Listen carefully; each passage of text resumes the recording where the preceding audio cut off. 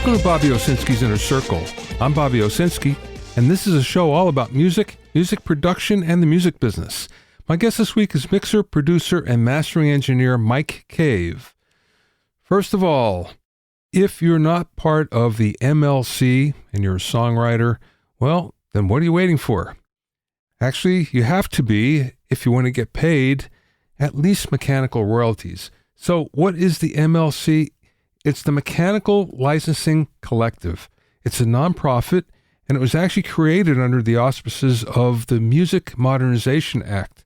It's only there for one reason, to administer blanket mechanical licenses for digital media, but only one kind of digital media, interactive streaming, which means Spotify, which means Apple Music, which means Deezer, and any streaming network like that that's interactive.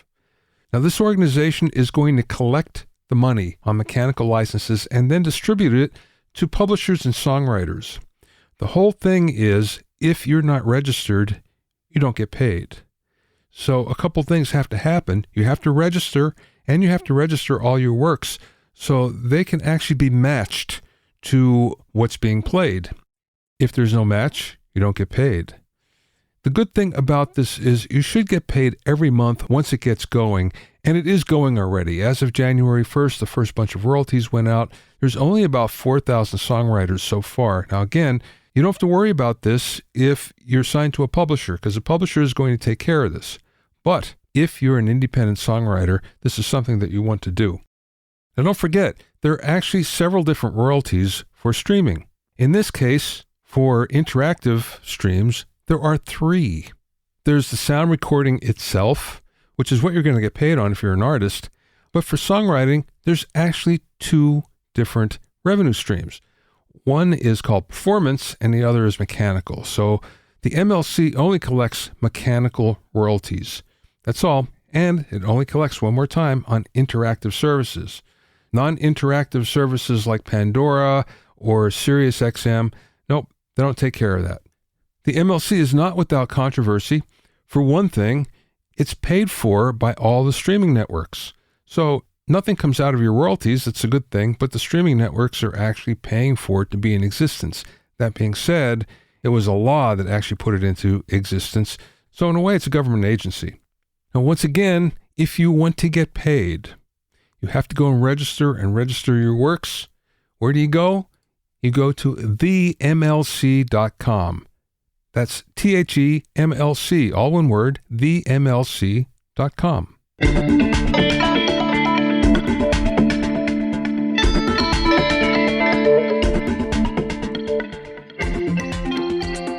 If you have any questions or comments, you can send them to questions@bobbyowsinski.com.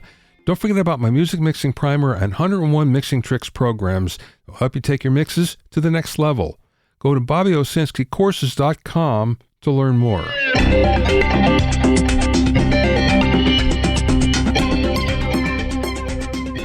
Now, I thought I'd spend a little bit of time on LUFS today. What are LUFS? Well, loudness units relative to full scale, LUFS. There's a lot of misunderstanding about this, but you should understand, first of all, that it's a measurement of audio loudness. But it's actually 2 things. It's a combination of human perception and the electrical signal intensity. This was designed mostly because of movies and television, and more television than anything else. The reason why, there was a time, you probably don't remember if you're fairly young, that commercials were so much louder than the regular program. They'd be blasting you out of your seat. And as a result of all the complaints that happened, the FCC actually passed a law that said, okay, from now on, you have to comply with this brand new LUFS measurement. Now, there's actually 3 measurements involved here. There's one that's called integrated. And what this measures is one level for the entire program. So in other words, if your program is 30 minutes long, it measures the average of that 30 minutes. If you're only talking about a 3-minute song, well, that's what it measures, that 3-minute song. This is the measurement that we're usually concerned with. There's also 2 other ones. There's one called short term, which measures only the last 3 seconds, and then there's another one called momentary that measures pretty much like a peak meter. So it's looking right now within about 400 microseconds of the signal intensity. Now, here's the thing. Everybody kind of knows that the LUFS level for Spotify and for many other streaming networks is minus 14, and for Apple Music it's minus 16, so they try to mix for that level. But here's the thing. It doesn't matter what level you mix to. In other words, LUFS doesn't really matter, because no matter what you send in, they're going to re-encode it to their particular level. So even though Apple Music is minus 16, you can send something in at minus 16, they'll re-encode it anyway, so it just doesn't matter. You don't see mastering engineers worrying about this at all, and that kind of gives you an indication that you shouldn't either. Just get the best level that works for you and use that. However, if you're delivering to a television network or for a podcast, then there's probably delivery specs that you'll get that will map out exactly the level that they want. The bigger thing to worry about when it comes to music is dynamic range. The more dynamic range you have, the better off. So what happens here with LUFS, it gives you an idea of dynamic range, but relative to what the 0 dB full scale is. That being said, it's also a good indication of your dynamic range. The less dynamic range you have, the worse it sounds on streaming. And the more you have, the better it's going to sound. So for instance, if your master is at minus 6 LUFS, it's probably going to sound pretty bad streaming. Might sound good in the radio, but on streaming, not so much. If it's minus 12 or minus 14, I think you'll find you're going to like it a lot better, and so will your listeners. So there's a lot of misconception, there's a lot of mystery around LUFS, but it's not really anything that you have to concern yourself with unless you're delivering for broadcast. Just deliver the best mix you can at a level that works for you.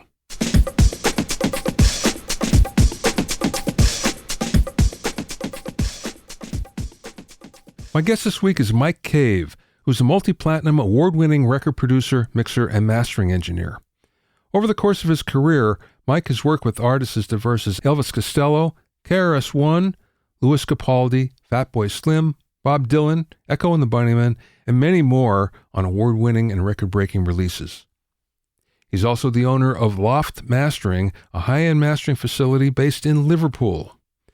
During our interview, we talked about getting into mastering while mixing, becoming a project finisher, his plug-in strategy, and a whole lot more. I spoke with Mike via Zoom from his studio in Liverpool.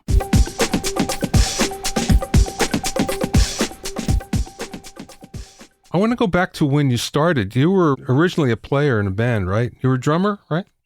Yeah. Do you know what was funny? I had a quick look on your website before and I realized that you signed to Polygram years ago. Yeah. And I did as well. When it was actually Mercury Records at the time, but it was under Polygram, under that banner. So that would have been like back in 96, maybe 95, 96. Well, it was the 80s for me. Yeah, well, I mean, Polygram's, that was their time, wasn't it? Yeah. So yeah, I've had that experience, which, to be fair, was great. It didn't. I mean, we got dropped in the end, but I mean, that was a really invaluable experience for me. That, because you know that question that people have when they come into the industry of like, what exactly does a producer do again? It's like, and obviously there's 100 answers to that, and that just being able to as an artist watch, really good producers working. That was, and at that time, there was no other way to get in the room unless you're a T-boy or something. Yeah. You wouldn't have been party to watching the process, So that was really invaluable. And I think we were with Mercury Records for about 4 years. So, it took way too long to make the records. It was badly A&R'd, but we still had a really good learning experience from it. Did you go right into the studio when you were finished with that?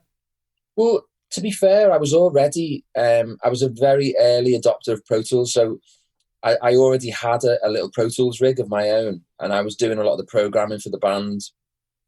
So I was quite involved in the actual process of making the record as an artist. Not so much engineering, but doing a lot of programming. And like most of the sessions, I was actually set up in another room with my little Pro Tools rig, and we were passing stuff back and forwards to tape. And so I was already sort of doing a little bit of engineering back then.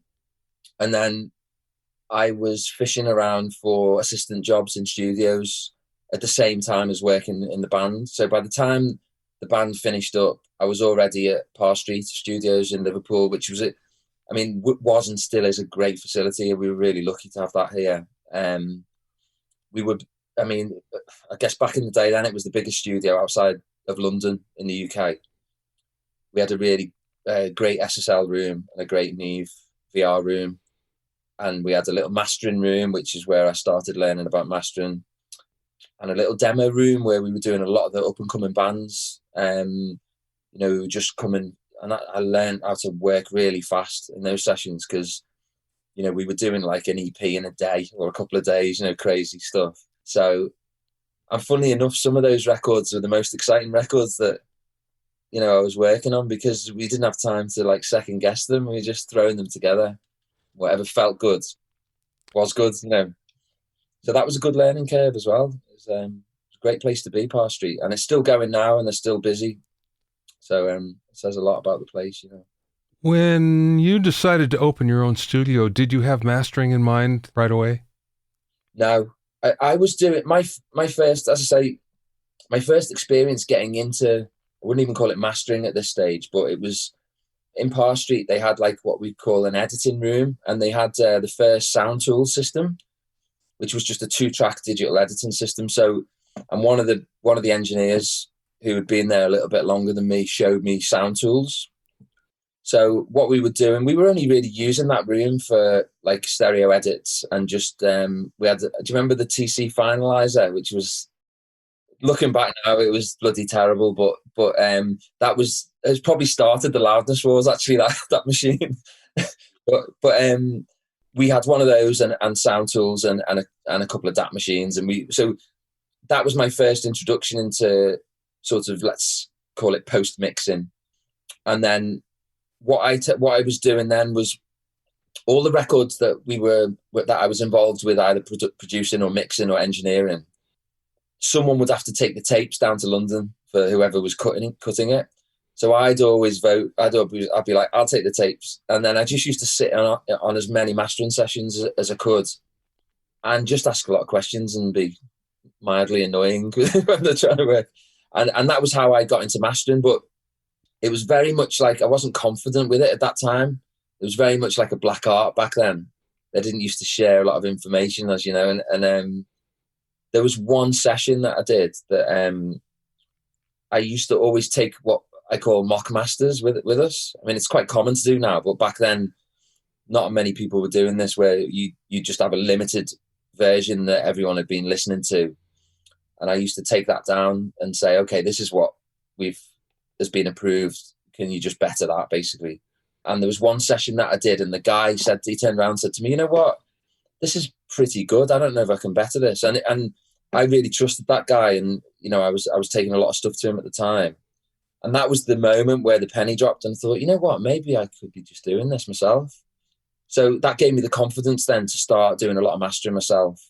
And I set up Loft Mastering. And that was about 15 years ago now.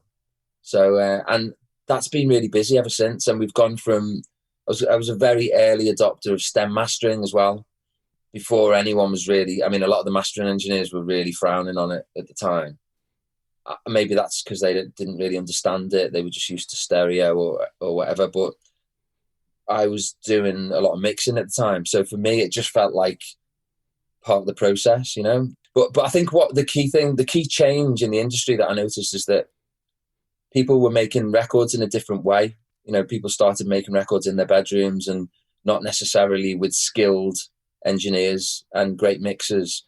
So we've ended up in a situation now where people are delivering records delivering records for mastering that are very vibey, but sonically just not sounding like a record. And it's like, well, okay, you've got a couple of options here. We can either go and get a mixer and remix it, which isn't always ideal, because sometimes you can just lose a bit of the magic, or we can take the stem mastering route. And this is often, I'm doing so much of it nowadays, and it's a solution for those projects that are almost like 80% projects, and they're like, the vibe's great, but they just don't sound like records. Yeah. And it's like you try and do something with the stereo version, and you're just compromising things. So the stem mastering route's brilliant for that, for those type of situations, I think, where you can really take things, onto a whole new level just from stems and keep the magic that was in the mix. So yeah, I was an early adopter of that, and I was just started pinching a lot of work off the big heavyweight mastering guys really on that basis, and grew it from there, A couple of things. First of all, it seems like you're a finisher more than a mastering engineer. Well, you're doing both, but you're going beyond mastering, really. Yeah. I mean, that's very much how I've pitched to the UK labels, as a finisher of records, because there's a lot of great producers out there that are not very good finishers. So I work really well with those guys where, they get it to a certain point, but it's almost like they hit a wall. And then you know what it's like with you. We're only human at the end of the day, and we lose our perspective with things. We all do it. So, I'm working with producers who've spent a month in a room on a record, and they just need some sort of input to finish it, from a fresh pair of ears that they trust. So a lot of my work, and if you look at my discography, a lot of it's like additional production, mixing and mastering. I think over the years, even though I've done a lot of production work in the past, I've just gravitated towards finishing records because I just think it just suits me, and I just feel comfortable doing it. People are happy with the results, and I just think if you try and do too much, you just dilute what you do. I think if you try and be great at everything. So I've just found that that's what I do. That's what I do well, and I'm sticking to it. I ask this of every mastering engineer, and I'm always surprised at the answer I get. When did you get to the point where you felt in mastering now, okay, I got this. I'm not questioning myself. I'm pretty confident in whatever you give me, I'm going to make it better. I've always said this, that trying to explain mastering to people, because to some people it is still a dark art, they're not quite sure what goes on.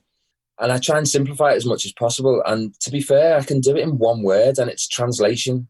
That to me is everything. So I think to answer that question, when I started hearing records that I'd mastered out in lots of different environments, and it sounding great and people enjoying them, and I guess being moved by it, that's what music's all about to me, is like, can you drag as much emotion out of a record and as much drama as possible? And when I'm out in the car or in a club and you're hearing records that you've mastered and they move me, that's to me is like a big tick. It's like, okay, this works in the real world. So I think that's what gave me the confidence when I started hearing records out that I'd mastered and they were sounding great. So I was happy, and feedback from clients as well. If the clients are happy, I'm happy. Yeah. I'm curious about when you're mastering, what do you find to be the biggest problem when you're getting a mix in? Is there one thing that keeps on popping up? I think it's harshness.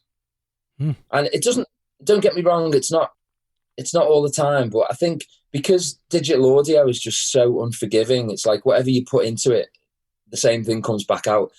When you've got, and particularly with a lot of these sort of, as I was saying before about people making records in their bedrooms, that a lot of them are using like cheap Chinese condenser mics and they're hyping the high mids. So when you start layering lots and lots of, like when you're multi-tracking with those type of microphones into digital, it's inevitable that you're going to get that harshness. So I always think like that's one of the key things that I'm always coming across with a lot of these records that people are making in sort of less than ideal environments, that harshness. So, I want to be able to crank a record up and really still enjoy it. Do you hear those records where you turn them up and it's like just a little bit uncomfortable? Yeah, yeah. So that's one of my sort of quality control tests, let's say, is like, can I just crank this up and still really enjoy it? But thankfully, we've got some amazing tools nowadays that we can resolve those issues with, thankfully.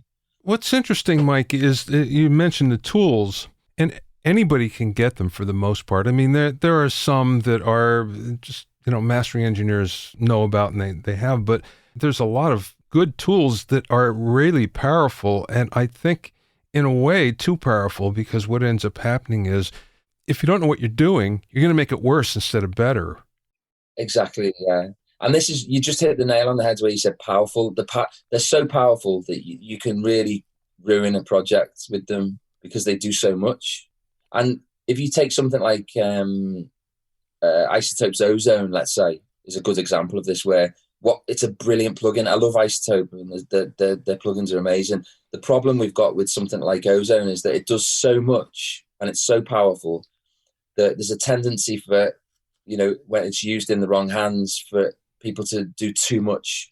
And it's just as important, particularly at the mastering stage, to know when to do very little, when to be hands off. And that's just as important as when to roll your sleeves up and start digging into something. So I think that's where these tools are, when they're misused, they're so easy to misuse. That's where people are coming up against problems with them.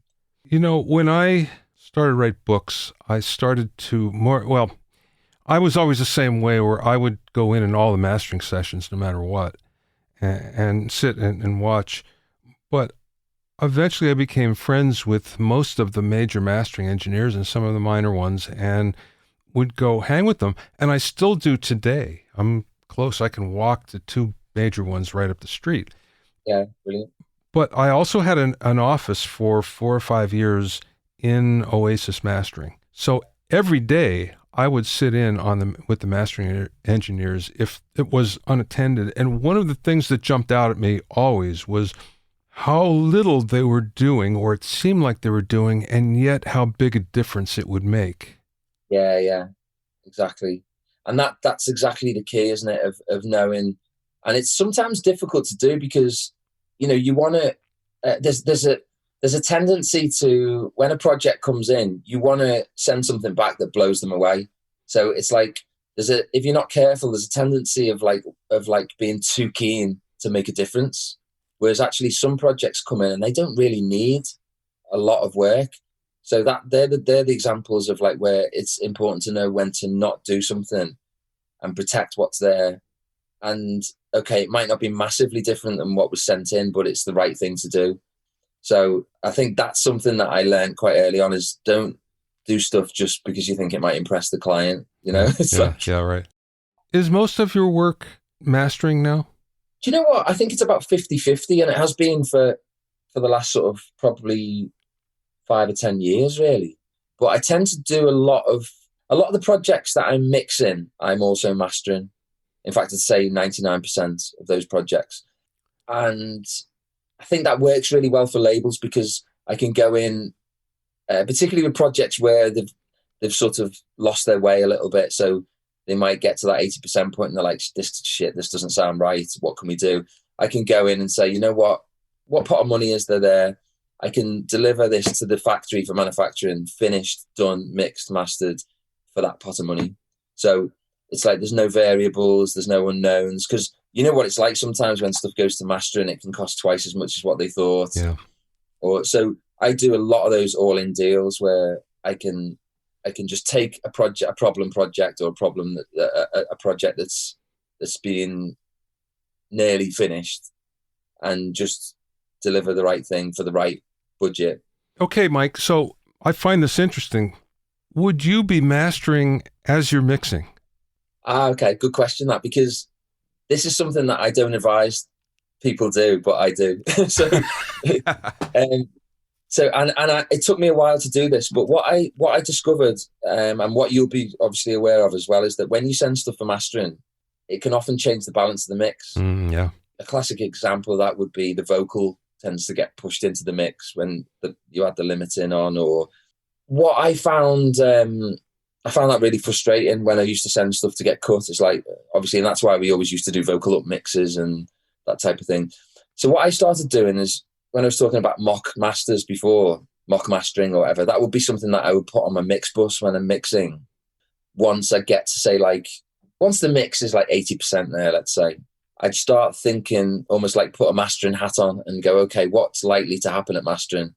And there would be a limiter involved, usually maybe a little bit of EQ or something.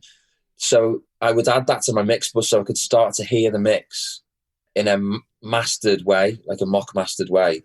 And so those problems, though, those changes in the balance that would often happen at mastering, I would already have flagged them while I'm mixing. So straight away I can push the vocal a bit. I can do any adjustments that the limiter has changed for me. And even if I don't end up mastering the record and I then take that limiter off and send it somewhere, the chances are that those problems won't arise because I've already heard it with the limiter on. Yeah. But now what I do is I've been doing that for so long that the two processes, mixing and mastering, and now I just merge them into one. But the danger is that I try not to think about mastering at all until the mix is firing. You know, I want the mix to be 90% there before I go anywhere near a limiter. The danger, as you're aware, is if you start mixing through a limiter, you rely on that limiter then, you know, and if you take it off, the mix falls apart. But what I do is, and it's difficult to do because it's harder. So, you know, we're inherently lazy people. So, you know, you have to work harder to get the mix to sound great without the limiter. So that means when you get to that 90% point and you put it on, it takes it to a whole new level. So I've just got into the habit of doing that now, where I'll hold off with the limiter until the mix is right. And then I'll add the mastering on in the last 10% of the mix and adjust the mix accordingly. You know, I guess if I've got the luxury of time, what I will then do is I'll deliver that for approval. And then maybe in a day or two, I'll go back and I'll just check that the mock mastering is correct, because sometimes there might be a few little tweaks to do. But it's very rarely much different than the final master then. Okay, well, that brings up a philosophical question. Most of the major mixers that I know are going to use lots of bus processing. Yeah. So the mix they deliver is, for the most part, mastered, that they deliver to mastering. Yeah. But most mastering engineers, rightfully so, like some headroom and they like some ability to do stuff. But you know what? Once the artist and the label signs off on it, you can't take any of that bus processing off, or everything is going to sound different, as you know. So where do you stand on that? Well, see, things I like a challenge, you see. So I love this when mixers deliver stuff that sounds amazing and it's got limiter on it. I always ask them for one without the limiter, and then I do I basically just battle away until I can better it, and that can take 20 minutes or it can take a couple of hours to do. But I find that there's pretty much 90% of the time I can do something better. But it's not always easy, because, as you say, a lot of mixers are delivering really great sounding records with limiting on, and it's almost like you don't want to touch it. But I think it's worth spending the time to just see if we can get it even better, rather than just presuming that, you know, we won't be able to do anything better than that. Okay, here's another one for you. What are you delivering? What kind of files are you delivering?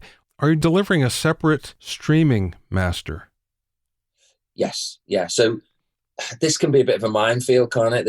I mean, I really do wish that the industry would just come up with some sort of standard that all these platforms can tie in with, and it would make our lives so much simpler. But at the moment, we have got a situation where we've got to be careful and consider all the different platforms involved.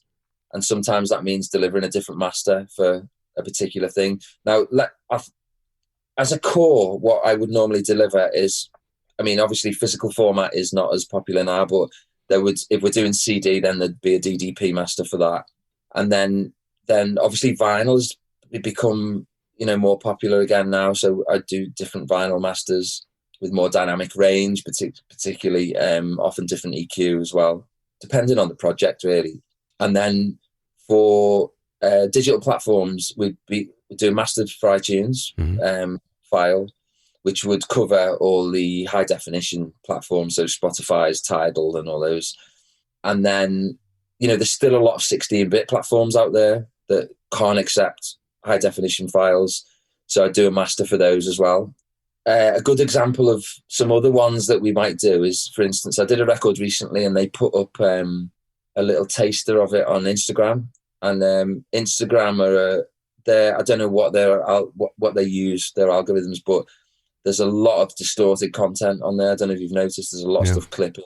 So I sometimes will deliver, I'll just say, are you doing any Instagram content? If you are, I will do you like a bespoke master for that to make sure that we maximize that without any distortion. SoundCloud, another culprit. You know, sometimes we have to do like -4 dB masters for that. I don't know if they might have changed that recently, but at one point it was just sounded terrible, SoundCloud. So yeah, I mean, there's a bit of a handful of files to deliver to get. I mean, you know, at the end of the day, we want projects to sound as good as possible on everything. So if it means spend another 10, 20 minutes pulling some files together to suit that, then great. But the problem I've found is that a lot of particularly the independent distributors, they're a bit lazy, some of them, with what files they're using. So often, even if I send a folder full of well-labeled files, they might just pick out the 16-bit file and use that for everything. Yeah. Like, it's not far from ideal, you know. That's out of my hands, unfortunately. So all I can do is present a bunch of files and tell them what they're suitable for, and then I'm at the mercy of the distributor to use it wisely, you know. You have the same problem to some degree with metadata too. Exactly, yeah. If they're in charge of the metadata, you don't know who's going to be doing it. Many times it's the last person hired at a label, so they don't really know anything, and they get confused by some of the different formats, what they want, and they just don't fill it in. Well, this was the beauty of the DDP format, because once it left the mastering house, no one could mess with it. Yeah. So it would go to the factory, and then you could guarantee that the CD that you pick up in the shop would be straight off the DDP, no metadata changed, or, you know, so it was pretty bulletproof, really. But now, obviously, with this the whole digital platform thing, it's opened that up again into, as you say, you know, people make mistakes, and it's frustrating. So let's talk mixing for a second. Are there any plugins that you know you're going to use every mix no matter what? Yeah. It's funny, isn't it? Plugins like this. We are overwhelmed, aren't we, with plugins right now? There's so many great plugins. What I find, and what I've always done, is like once a year, usually first couple of days of January, I have a plugin cull, and I just go through my plugin folder, and anything that I haven't used for a few months just gets put in the unused folder, because it kills your workflow having too many plugins. It's just, you know, at the end of the day, if I want to EQ a kick drum, let's say, for instance, the last thing I want to do is pull up a menu of 50 EQs. Yeah. You know, it's just stupid. We used to work on analog consoles with one EQ, you know, for the whole board, and we never complained. We just carried on and mixed records, and, you know, we may have a bit of outboard gear maybe, but generally we used the same EQ for everything, and it wasn't a problem. So what I try and do is I have about 10 EQs. I have 5 that I would call more surgical, and then I would have 5 sort of that I would call more of like enhancement vibey EQs. And that those 10 might change, they might evolve over time, but I try not to have more than that, because it's just unnecessary, and it just means that if I want to EQ that kick drum, it takes me 2 minutes. I'll just go and grab one, EQ it, and move on. So I try not to have too many, but I do pick very carefully, and some of the ones that I will be using on everything would be, the isotope stuff's great. A lot of the Nectar. I love the thing in Nectar where it will track pitch. So I do a lot of notch filtering with monophonic material, stuff like that. It's perfect for that. Soothe. I don't know if you use Soothe. What an incredible plugin that is. Amazing. And that's one of the tools that's perfect for that deharshing thing that I was talking about earlier. Perfect for that. The Sonox stuff I've used for years. Really clean, you know, because especially when you start layering plugins, a lot of the time you don't want a plugin to have character. You just want it to do a job. So that Sonox stuff's great for clean work. And obviously the UAD stuff is amazing. I mean, you probably see there's not a massive amount of outboard gear in here now. This used to be just full of all sorts of stuff. And over the years, I just realized I got the UAD stuff and realized actually I wasn't using a lot of the outboard. So that's brilliant for character. The Wave stuff's great. The Plugin Alliance, they've been doing some great work, haven't they, over the last few years. How about effects? Effects, okay. I'll tell you, hang on, I've got my computer here, so I'll just Again, the UAD stuff's great for effects, especially the old sort of outboard reverb stuff. The old AMS stuff and all that. But the reverb, I've recently discovered that Seventh Heaven Pro. Oh, nice, yeah. I'm finding it's a Bricasti emulation, so I haven't turned the Bricasti on for a while because I've just been using that, which says a lot because the Bricasti's incredible. So that's one of my go-to reverbs now for vocals. What else have we got for reverbs? It's a lot of UAD stuff in here, actually. Particularly like the stuff, Capital Chambers. Oh, my favorite, yeah. Brilliant, yeah. I'm still using the plate, the EMT 140 plate. What else is there? The Lexicon 480 obviously does a great job. Again, Isotope stuff's great for delays. Some really clever delays. Sound Toys stuff is great. I mean, there's so many great plugins. There's a danger of just having too much stuff, and I just find it slows me down. So by all means, I'll try things out when the as and when new plugins arrive, but I'll usually not add stuff in unless I really need it. I mean, I need another EQ right now, like a hole in the head. I've just got way too many, and I could work forever more with the EQs that I've got now. So, but now and again, something comes up that's clever. And I mean, some of the dynamic EQs, I know Soothe would be in this category. The McDSP AE400 or AE600 or one of those, I use those all the time. Brilliant stuff. Mainly stuff that I can't do out of the box. That's where I find plugins are invaluable. Things that you just cannot do outside the computer.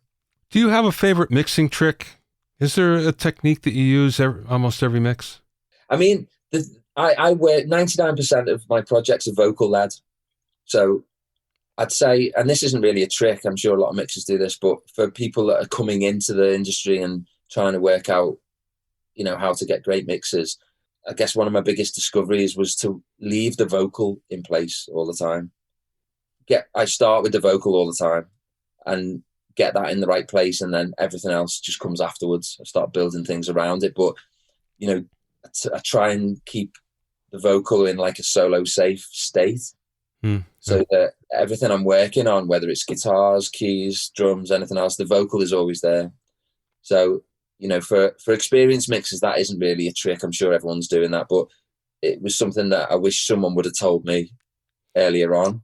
And that way, and as you're adding things in around the vocal, sometimes you find the vocals getting lost, and then there's the danger to jump to the vocal and EQ it, and you always have to stop yourself and go, no, hang on a minute, I know that vocal's great, so let's think about why that's happened and go back to what I've just added in and try and sort that out. In relation to that, whenever I do Q&As, there's inevitably a question about how come my vocal doesn't fit in the mix.